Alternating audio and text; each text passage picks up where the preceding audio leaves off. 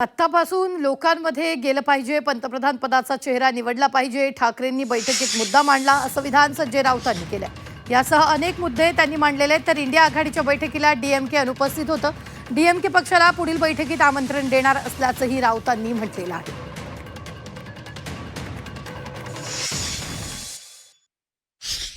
लोक विचारतात तुमचा पंतप्रधान पदाचा चेहरा कोण.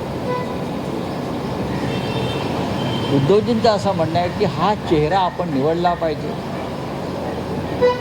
आणि लोकांसमोर तो चेहरा घेऊन जायला पाहिजे की हा आमचा देशाचं नेतृत्व करणारा हा चेहरा आहे.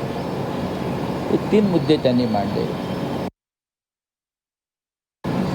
डीएमके बरोबर काँग्रेसचं अलायन्स तुटल्यामुळे तामिळनाडू ह्या वेळेला डीएमके उपस्थित राहिलेले नाही, ते सत्य आहे.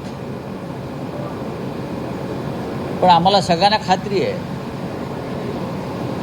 डीएमके हा एक संयमी आणि समजदार पक्ष आहे. राहुल गांधींशी त्यांचा उत्तम संवाद आहे, अनेकांशी संवाद आहे.